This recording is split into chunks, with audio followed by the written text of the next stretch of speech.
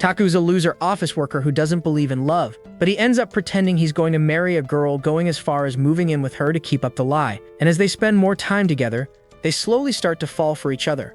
The story begins with Rika asking Taku to marry her. But to understand this, we need to go back to the past. Taku is a pretty shy guy. People often get annoyed with him because he takes too long to respond in conversations, and the only one he spends time with is his little cat. On the other hand, we have Rika, who always scares Taku because of her intimidating stare. However, she doesn't do it on purpose. She also struggles to communicate, and she always ends up looking at people that way. That's why she has no friends and spends all her time at home looking at maps. They both work at the same travel agency, and their bosses are planning to open a new branch in Alaska, so they're going to choose one employee to become the manager. Since Alaska is so far away, they plan to pick someone who's single so they don't ruin any relationships. Taku tells them he can't go because he has a cat, but Kurokawa says a cat isn't that important. Rika doesn't want to go either, since she already struggles to socialize here, so doing that in Alaska would be impossible for her. Shortly after, Taku runs into Rika by pure coincidence and takes the chance to tell her he's going to quit, since he refuses to abandon his cat. That's when Rika asks him to marry her, since the boss made it clear they'll choose someone who's single.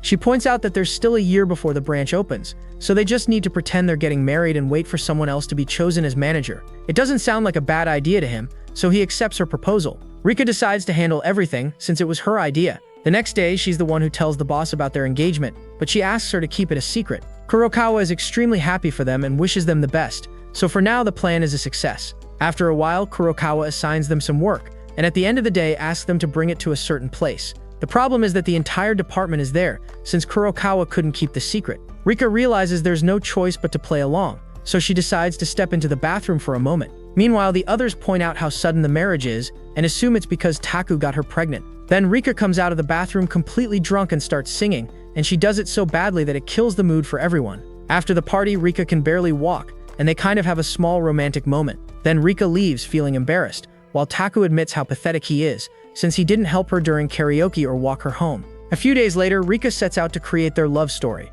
Her plan is to visit different places, take photos, and make up how they decided to get married. Here, she tries to imagine Taku, but she has so little interest in people that she can't even remember his face. She starts to regret coming up with this plan and wonders what she should do now. To her surprise, Taku shows up and tells her he wants to help. By the end of the day, Rika already has the photos, the story of how they met, and she even bought engagement rings. The only thing missing is how Taku proposed, and since he said he wants to help, she leaves that part in his hands. Taku had a line prepared in his head, but in the end he tells her he still doesn't know what to say, and Rika tells him to take his time and come up with something nice. The problem is that Taku is so pathetic that he even struggles to put on the ring. Meanwhile, Rika keeps taking more photos, pointing out that lately she's been doing things that are out of the ordinary for her. Going to a party with coworkers, singing in front of everyone, riding a Ferris wheel, these are all things she had never done before. Back to Taku. He finally manages to put the ring on, and suddenly all his doubts disappear. So he decides to become a worthy husband, but then he receives a mysterious phone call. The person tells him they know about the fake marriage and that both of them will be sent to Alaska.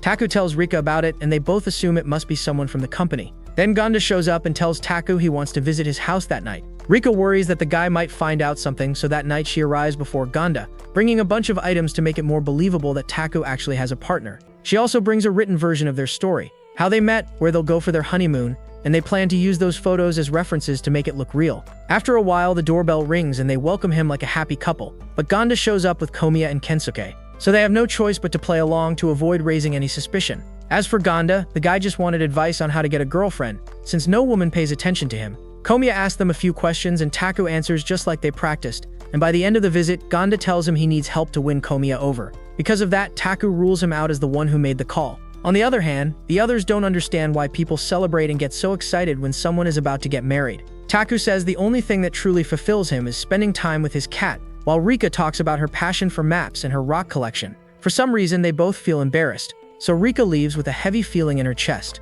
Taku says Rika is amazing, and then both of them tell themselves not to get the wrong idea, and just like that, 2 weeks pass. Their coworkers don't talk much about the engagement anymore, and the mysterious caller hasn't reached out again. Suddenly, a client shows up, and Rika is the only one available, so she has to take care of him. The catch is that this client is Taku's father. He heard that his son is getting married, and came to investigate, since Taku never told him anything. At first, Rika says she doesn't know anything, so the old man leaves, but then she realizes he came from very far away, so she decides to tell him the situation. She takes him to a cafe and sends Taku a message, asking him to meet them there. There, the old man explains that a wedding is a huge event that in his hometown they even do rituals with stuffed animals, that they usually invite nearly 200 people, that there are dances and all kinds of traditions. You get the idea. Taku didn't tell him anything, probably to avoid him preparing all of that. But after a while, when Taku arrives, his father admits that they don't celebrate weddings like that anymore. That's because the place where he grew up has become a quiet and almost empty town. Going back to the marriage topic, Taku doesn't let him continue and tells him he'll visit him over the weekend to talk about it. Taku plans to tell him the truth, but he also wants to talk about something else. Meanwhile, Rika feels guilty for dragging him into all of this, but she doesn't want to interfere either, since it seems like there's some kind of family issue between them. Back at the company, Kurokawa gives Taku a small assignment. A princess is visiting Japan and wants to go sightseeing on her last day in the country, so they need to choose someone to be her guide. The condition is that it has to be a man, but Ganda and Kensuke are too intense and might make her uncomfortable. That's why Kurokawa chooses Taku, trusting that he won't try anything inappropriate. Later, we see him studying a bit about her, and then the big moment arrives. She dresses like a normal person to avoid attention and tells Taku that she wants to have fun. So first he takes her to a cat temple, since she really loves cats. Then she catches a huge fish, plays some baseball, and overall Taku is doing a great job. After that, Taku takes her to the rooftop of a school, and even brings a uniform for her to wear. Of course, she loves it since it feels just like an anime scene, and the princess is a big anime fan. But the important part is that when night falls, the princess says she wants to go to Taku's place. Meanwhile, back at the office, Rika looks up information about the princess, insisting that she's not jealous. As if that wasn't enough, she goes to Taku's apartment with the excuse that she wants to give him something. Of course, Rika ends up seeing them together, and remembers that her coworkers said the princess really likes men. Rika knows he might have been forced to bring her home, but she still wishes Taku had told her beforehand. In short, she gets jealous, but keeps denying it. To make things worse, the cat scares the princess, and they both end up in that classic awkward position right in front of Rika. It's hard to tell if it was intentional, but Rika tells him not to bring another woman into his apartment again. But it turns out the princess actually wanted to meet her, because earlier Taku told her he's engaged and only agreed to bring her over if Rika was there too. He tried to warn her, but Rika never replied to his messages. The thing is, the princess points out that Taku really cares about her, which makes Rika blush like crazy. She also explains that she got married for political reasons, but she's actually in love with a girl named Marie, and hopes to experience true love someday, just like our two lovebirds. As for the rumors about her, she surrounds herself with men so her lover won't worry, and that's why she ended up with a perverted reputation. Soon after, someone comes to pick up the princess and Rika takes the chance to give her what she brought. It turns out to be a frog-shaped rock. She thought of giving it to him because the other day Taku's father mentioned that he used to catch frogs when he was a kid. Right after that, Rika leaves with her face completely red, while Taku comments that sometimes she can be really adorable.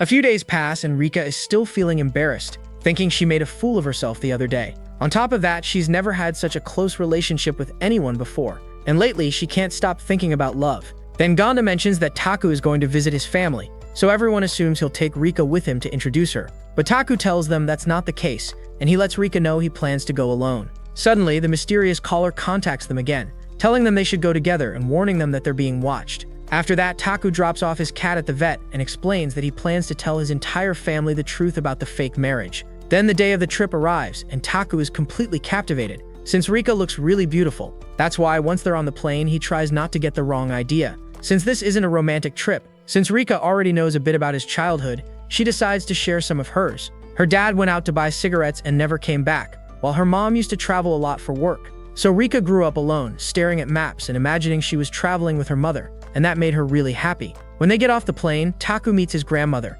and after greeting each other, she takes them to her house. Of course, she assumes Rika is his fiancé, but they explain that everything is fake. After hearing that, the grandmother doesn't say another word and just keeps driving. But when they arrive at her house, Rika helps her harvest melons, and they spend some time together. That alone is enough for the grandmother to realize that they like each other. In fact, she says that just by looking at Taku, she can tell he's completely crazy about Rika. That makes Rika blush so hard that she literally faints, and Taku has to carry her in his arms. And right at that moment, his father shows up. He ends up helping him since it turns out Taku might have anemia. During that moment, his father recognizes Rika and Taku tells him that the marriage is fake, which leads to a small argument between them. In the end, his father tells him he needs to settle down and asks him not to disappoint him. It's not stated directly, but it seems like the old man wants Taku to stay in the countryside and take care of the family land. A while later, the doctor says Rika is just exhausted, so Taku goes and tells the rest of his family everything. They're obviously surprised, but they don't get angry. Instead, they realize that Rika is important to him and tell him to take good care of her.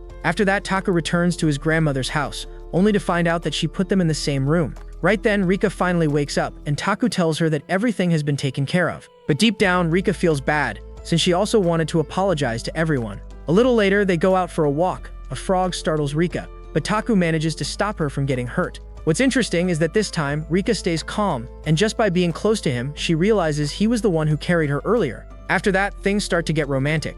Rika begins to feel like this is actually a couple's trip, and Taku tells her that her gift made him really happy and that every time he sees it, he thinks of her. Then Taku is about to confess something, but the frogs start making noise and ruin the moment. The next day, Rika tells us she couldn't sleep because she kept wondering what Taku was going to confess. On top of that, she starts seeing him differently, and even thinks it would be nice to touch his hair, which makes her blush like crazy. After that, they go back to Taku's family. Rika apologizes to everyone, although Taku's father isn't there. The thing is, no one takes it badly, and they even lend Taku a car so he can take her out. So Taku takes her to a place she's always wanted to see, the famous volcano museum. There, they spend some time looking around. Rika is really happy, and they even watch something like a documentary. That's how the day comes to an end. Rika keeps thinking about Taku's hair and how amazing this trip feels. When they return to his family, Taku runs into Nao, a girl who now makes glass crafts and is also his childhood friend. Out of nowhere, she starts teasing Taku, saying his hair is still as messy as ever. At that moment, Rika tells herself that love stories aren't her thing, so she should stop thinking about nonsense.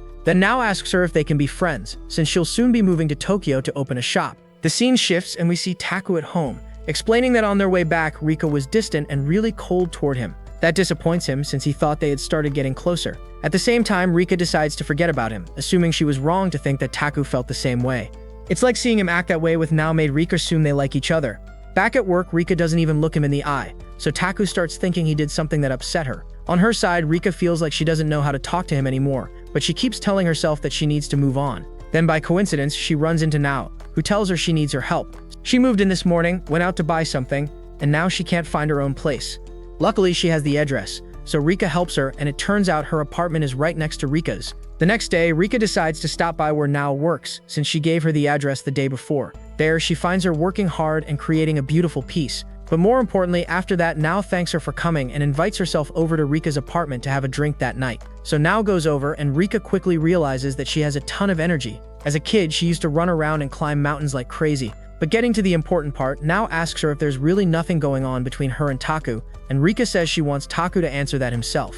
Then, while talking to herself, she admits that she doesn't understand people's emotions, and that if Taku doesn't feel anything for her, she'd rather hear it directly from him. Completely drunk, Nao decides to call Taku so Rika can ask him if he likes her or not, and then she passes out. Not long after, Taku shows up at the apartment, and the first thing he tries to do is wake Nao up, but they eventually just let her sleep. Rika doesn't overthink it and asks him what he was trying to say that night. Taku says he just wanted to tell her that he was having a good time with her, but that's not enough for Rika, so she asks him directly what he really wants. And honestly, even I was surprised because Taku tells her he wants her to be his girlfriend. Suddenly, the room goes completely silent, and Taku feels like he messed up. At that moment, Rika explains that she has no experience with love. She's never even had a normal conversation with a guy, and she sees herself as a boring person, so she's convinced Taku will eventually get tired of her. In the end, Rika keeps overthinking everything, and Taku gets tired of waiting for an answer, so he leaves, taking Nao with him. The next day, Taku has the day off. Rika doesn't want to leave things like this, so she wants to call him, but the whole day goes by and she still can't bring herself to do it because she doesn't even know what to say.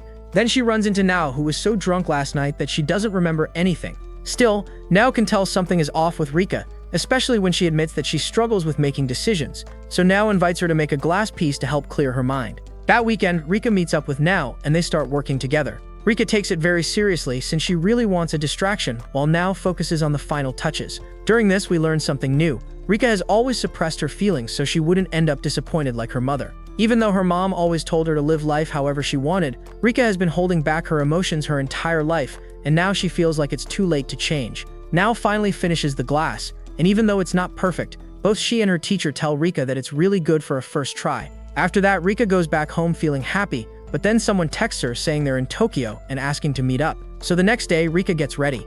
She arrives early at the meeting spot, and then we learn she was meeting her mother, Ritsu, who just wanted to see how her daughter was doing. Her mom is very optimistic and loves to dream big, the complete opposite of Rika, who has no real goals in life and is perfectly happy just looking at maps. Of course, Ritsu asks if she has a boyfriend. She reminds her that her own marriage was a failure and tells Rika not to make the same mistake when choosing a partner. At that moment, Rika thinks about asking for advice, but instead she just says she's not seeing anyone right now. That's how the meeting with her mother ends. But then Ritsu calls someone and says that Rika denied being with anyone, questioning whether the marriage is fake. At the same time, Taku has been trying to call Rika and assumes she doesn't want to talk to him, but Rika only just realizes that he called. So now she considers calling him back, but she still doesn't know what to say. In fact, she doesn't even understand what Taku sees in her, and she believes that if he gets to know her better, he won't want to be with her anymore. She's so bad at these situations that once a guy asked her to meet up to tell her something. She assumed it was a confession, so she locked herself in for 3 days. The guy kept calling her over and over, but she never answered. Suddenly, Rika decides she's had enough of all this and wants to break free from the chains of love. So she goes to Taku's apartment, and out of nowhere asks him to go on a date with her. Of course, Taku accepts without problem, but he honestly doesn't understand what's going on. On the day of the date, Taku arrives early, wondering if Rika is actually planning to accept him. Not long after, Rika shows up and tells him she plans to walk around the entire place. Her plan is pretty simple. She wants to show him her true self so he'll lose interest and she can regain control of her feelings. Rika is a huge nature lover, so she starts exploring the entire area while marking everything on her map, hoping Taku will see just how boring she is. She literally keeps leaving him behind and barely even responds when he tries to talk to her. She gets so absorbed in the walk that she completely forgets about Taku, but she's surprised when she hears that he's actually enjoying it too. However, since she failed to make him lose interest, Rika decides to keep suppressing her feelings. So she tells him she doesn't want anything with him and that she'll accept going to Alaska to finally put an end to the fake marriage. Poor Taku thinks everything is over, while deep down, Rika realizes that she actually wants to be with him. Taku also wants to be with her. So in the end, he decides not to accept that outcome. So he grabs her hand, she holds his back, and that's when the magic happens. What's crazy is that it's still not a victory, because after the kiss, neither of them understands how they went from pretending to be engaged to actually doing that. So Rika tells him she needs time to think, but makes it clear that she's not mad or anything like that. But when she gets home, she feels like a volcano about to erupt. She turns completely red, starts running in circles like crazy, and basically loses her mind. The next day at work, neither of them can stop thinking about what happened, but then their boss tells them she needs to talk to them. She got a strange call last night, so at first it seemed like they had found out about the fake marriage, but in reality, they just wanted to assign them a task. That task is to write about their life as a couple, so new recruits can see that love thrives in this company. Their boss offered them the job, assuming they already live together, which makes them wonder if she's starting to suspect something. They both think they have no choice but to go along with it, but that would mean actually living together. So Rika asks for a few days to think about it. The next thing we see is Rika standing on a mountain, wondering what she should do. Living with Taku would be really embarrassing for her, but she admits that he's always been there for her, and the least she can do is accept the job. 5 days pass, and then she finally goes to his place to start living with him. Of course, they won't be sleeping together, so she brings a small tent. Taku can't believe this is happening, but at the same time, he's excited. So he cooks dinner for her, and they eat together like a couple. The problem is that Rika is too embarrassed to even use the bathroom, so she decides to go to a public bath, and Taku goes with her, so he can bathe too. So neither of them uses the bathroom on the first night. When Rika finishes, Taku is waiting for her, which makes her happy, even though she doesn't say it. They even almost hold hands, which makes them start wondering if something might happen between them. They honestly come really close to having another moment, but in the end, they just go to sleep. Taku can't fall asleep, while Rika admits that deep down, part of her wishes something would happen. Then they start texting each other, and they both keep thinking they're making the other uncomfortable, until Rika suddenly rushes out of the tent because it gets way too hot. After that, they step out onto the balcony, where they both admit that living together is complicated, and they wonder if they'd feel the same way if they actually ended up getting married someday. A week later, they meet with their boss and show her a small preview of their report. That's when we finally understand what's going on. The higher-ups suspect the marriage is fake, and that's why they gave them this assignment. Kurokawa insists that they're in love, so the higher-up says that in that case they'll choose Gonda for the transfer instead. A few days later, the rumor starts spreading. Of course, Gonda isn't happy about it, while Taku starts feeling guilty. Now he realizes that someone else is going to suffer because of their lie.